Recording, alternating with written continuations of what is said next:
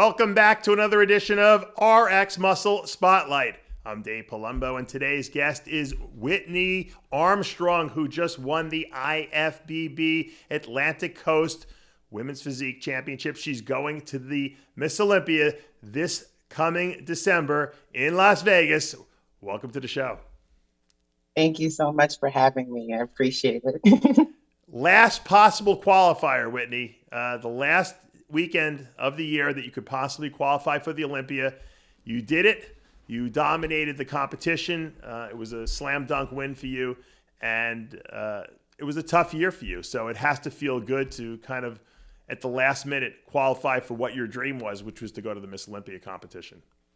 Yeah, I mean, even when I was standing on stage, I was like, I wasn't sure, because Robin, to her credit, and when I found out how old she was, like she swept the Masters, Right. She killed it,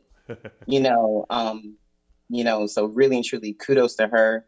When they called my name, I was in shock because you really just in that moment, you're just like, wow, this is really real. Right.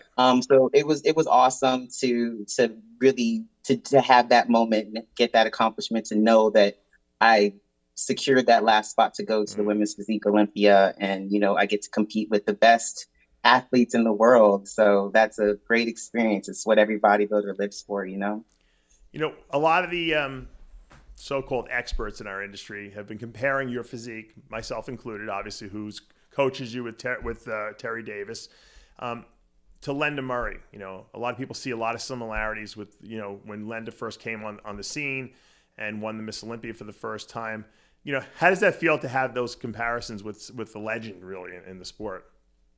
It's very flattering, honestly.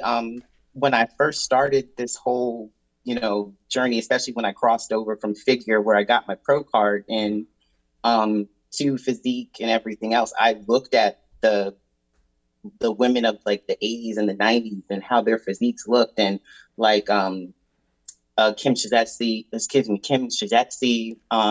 Right. Lenda Murray, Lisa Lewis. Like I loved like the way that those ladies looked, and I just like with the round shoulders, the V taper just looked so beautiful. So I was always kind of drawn to that, and even when I was in figure, the between Latoria Watts and then one of Terry's, I think the first pro that Terry actually had was Shauna Bell. She was in figure too. She had beautiful like capped shoulders, and I said, I want to look like that. And she was tall. Yeah. Because most of the ladies that I see Right. are, kind of short. And I said, she's tall like me. I want to look like that. And so, being compared to, icons and legends is always flattering. It can be pressure if you look at it that way, but I always just say I want to find the strengths in my physique, and I want to be able to bring them out and showcase them in the best way possible. And I feel like that's what we did in Savannah. And then we improved upon that definitely at this show. And I was just so happy with the package. And, I always tell people, and I told this to you also, sometimes it's just a matter of being at the right place at the right time, because you can have the most awesome physique and there could be one person there that's just better than you. And then you can do another show where you maybe not even at your best, and you might win because you're the best person there, because the judges only can vote and judge what they see up on that stage. Yes. And like in Savannah, don't get me wrong, like I think it actually happened to be my birthday that day. So I turned 30. Yeah. So I turned 33 and then I said, I'm going to do this show and we're going to see what happens. So we go out there. So I'm just going to have fun. And then I was in shock when they called me in the first call out. Like I was stunned because it had never happened for me before. Right. So you just have this moment where you're like, oh my goodness, like, is this real again? So I think that excitement and adrenaline probably played a little bit into why I, dropped in some of my placing, because, cortisol and the breathing and posing. So in this show for the Atlantic Coast Pro, I said, we're going to be calm and we're going to be controlled, because if we do everything that we prepared for, which we have, everything will go the right way. Yeah. Especially once we got the feedback from Savannah, we got the feedback from Savannah and everything. So it was pretty much confirmed what we needed to do. So it was pretty easy to make the decision. Now, how tall are you? I am 5'8". Okay, which is like you said, it's not 6 foot, but it's tall for a female competitor. You know, most of the girls are in probably the 5'4" to 5'6" range. And Yes. so you definitely Yes. stick out on stage in a good way, which is because you have really good symmetry. But Yeah. I learned something about you, even helping you as a coach. I didn't even know, you didn't tell me, but Whitney is actually a really elite level basketball referee. Tell us a little bit about how you got involved with that. So I have to, give obviously a lot of credit to my parents and my upbringing. My father is the one who has gotten me started in that. He was actually a former men's official on the college side as well. And my mom, she did it for a little while, but eventually she just more so was there for support for both of us. And he came to me when I was like 10. He said, "Hey, do you want to give this a try?" And I said, "Sure, why not?" So at the age of 10, he took me to the basketball court, and I would just do it for like allowance money, like $20 a game, like little kids. Really? You were really refereeing at 10 years old? Yes, just to honestly at that point I saw he would take me to his games when I was little. Right. Because he did like multiple state championships at in my home state back in Virginia, and my mom and I would always go to support him and be there for him. So I just gave it a try and fell into it. I didn't really get serious about it until I turned 16. And I said, I think I want to do this at the, high college level. And so, so fast forward, I moved to Charlotte because of basketball. Oh, I didn't know that. Because of where I lived in Virginia, there weren't a lot of opportunities to progress in terms of the conferences, to try out, to go to camp and for the exposure. So I moved to Charlotte for more opportunities, and pretty much my career has taken off since then. But I will say that bodybuilding and the discipline with this has helped with that career as well, because you have to be on time to your game site. Oh yeah. You have to watch. We have to break down game film. We have to watch and study our plays. We have to chart our calls. Mm-hmm. It's not as easy as people think. Right. And so I know a lot of people think that we just show up to the court, throw our stripes on or whatever we do, and just run out in the court. I'm like, no, we get graded. Like we get graded, and we're graded, and somebody's always watching us. I'm sure. So it can be intense. What do you do if like have you ever had an instance where people get in your face and start cursing you out? Like a coach? Yeah, like coaches, or I would assume it would be a coach on the other team or something like that. Players? No, player, no. I mean, if a player or anybody is going to be disrespectful in that way, we eject them. There's rules. Gotcha. We don't let anybody make a mockery of the game in that way. Right. And there are some coaches, again, I think the biggest compliment that I ever got from a coach, and this was fairly recently, he wanted us to review a call. I'm sure people know we have a monitor that we can go and look at and correct calls if we need to, or they can appeal a call. He wanted me to do that. And I told him, I said, Coach, I'm standing, and then not in a firm way or like in the same tone that I'm talking to you now. I said, Coach, I'm standing right here looking at it. I don't want you to lose that timeout. I think you should just let me trust me with this. I got it. And he shook his head and he said, "You know what? I trust you." Wow. And he said, "I'm not going to do that." And as I ran by, he said, "Thank you." And I said, "No, thank you for that."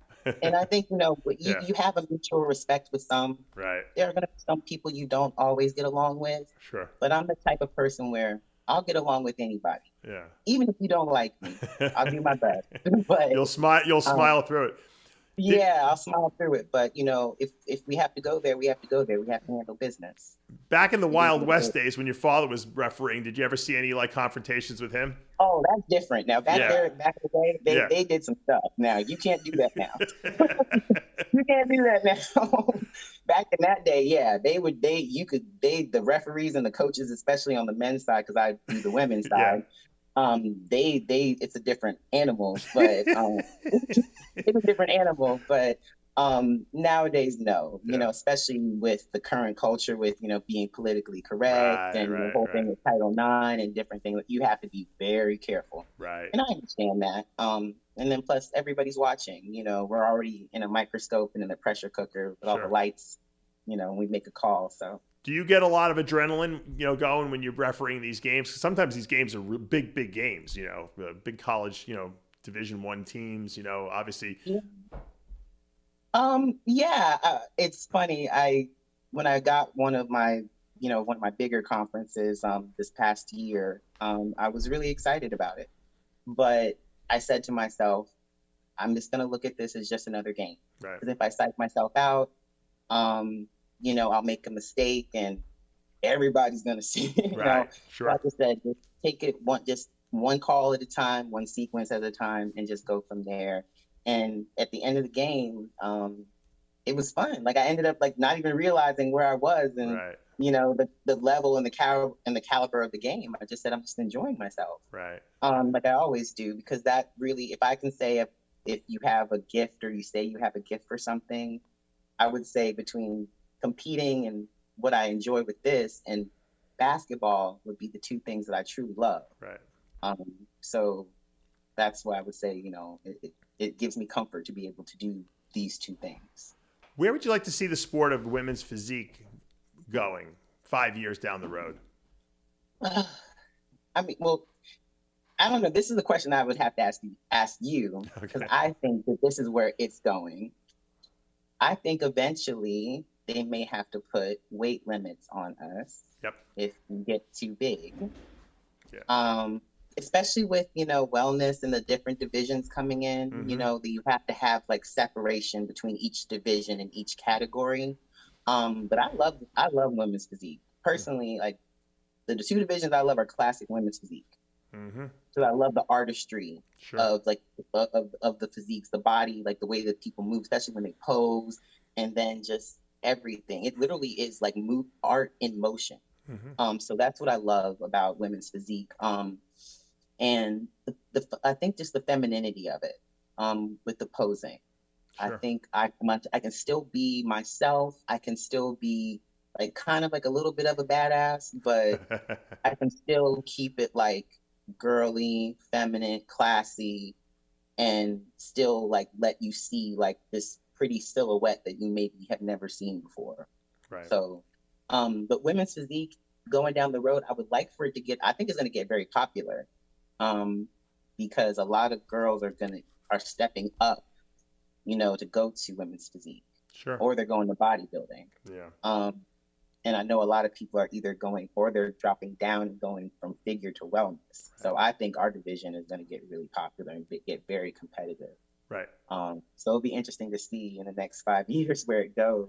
Now, when you look at the lineups, like the women's bodybuilding, and they had that Rising Phoenix show a couple weeks ago, and they gave $50,000 plus $100,000 truck away to the women bodybuilding champion.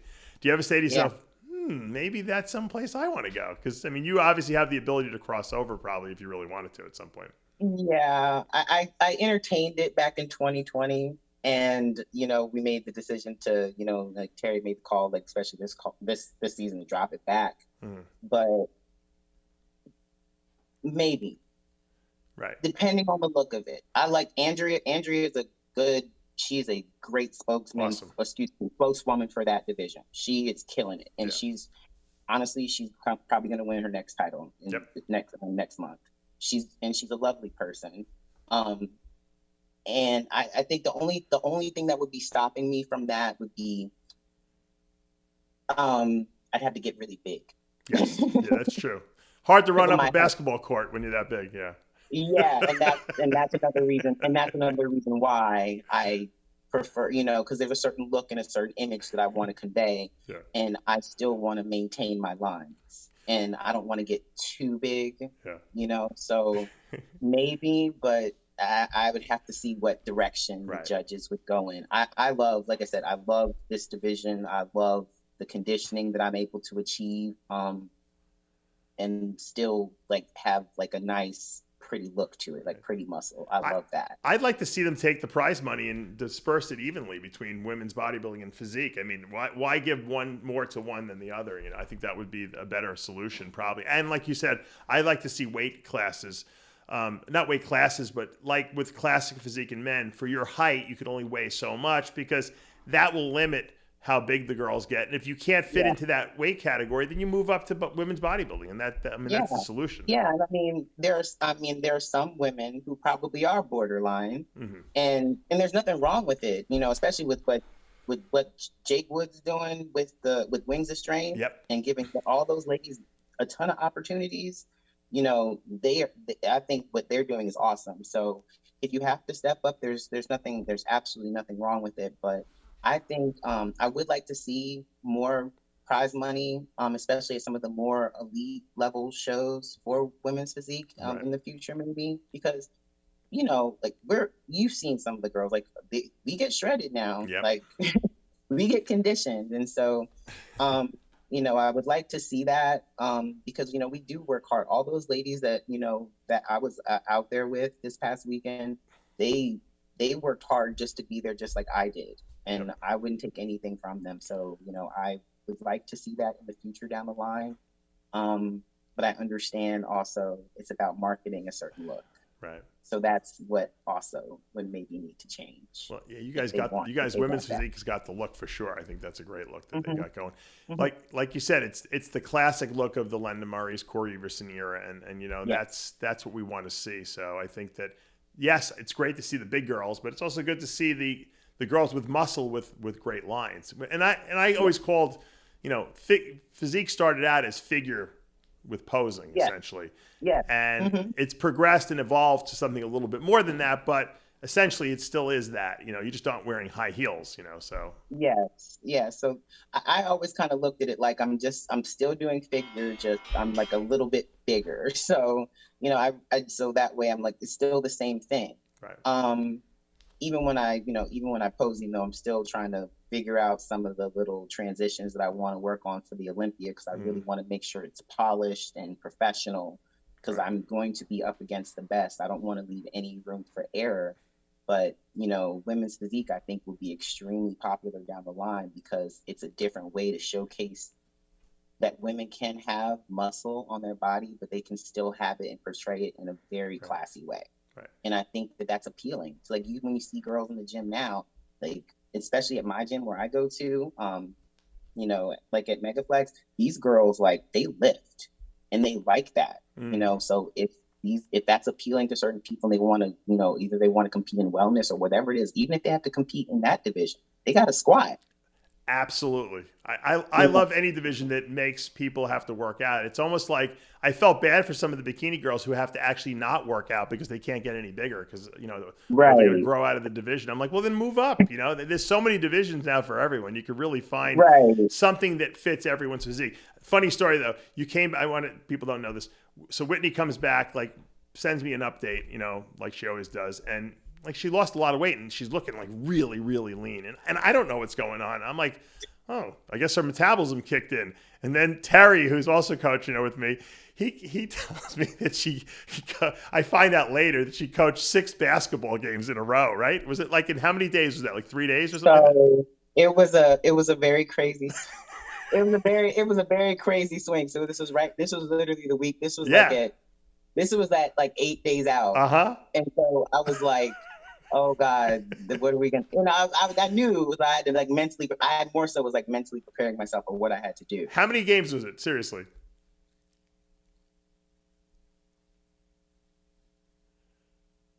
6. 6 games in how many days? 6 games in 6 days. Oh my God.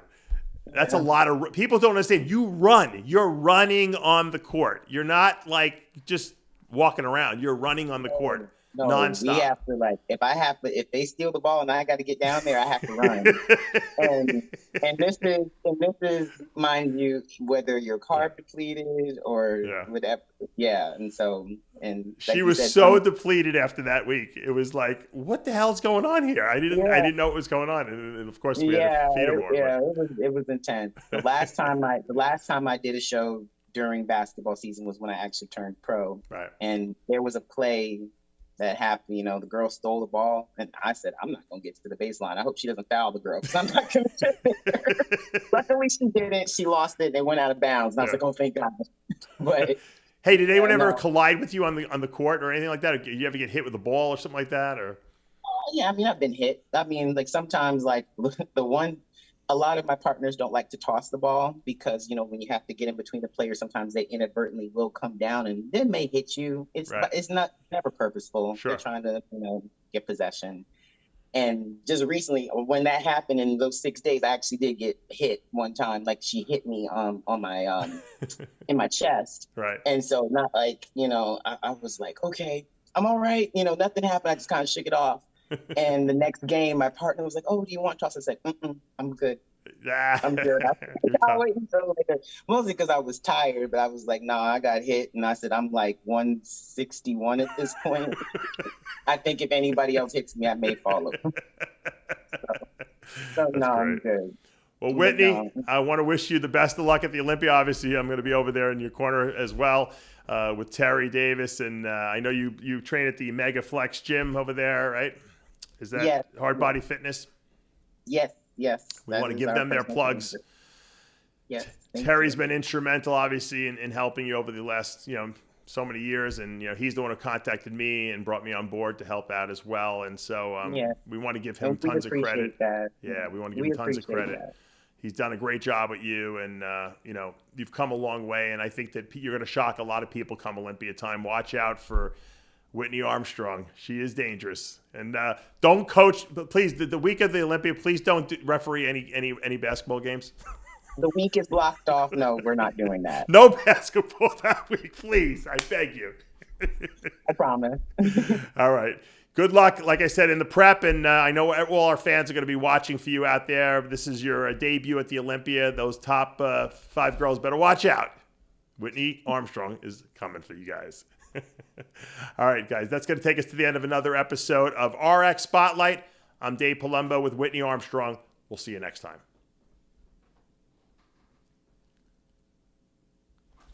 Awesome.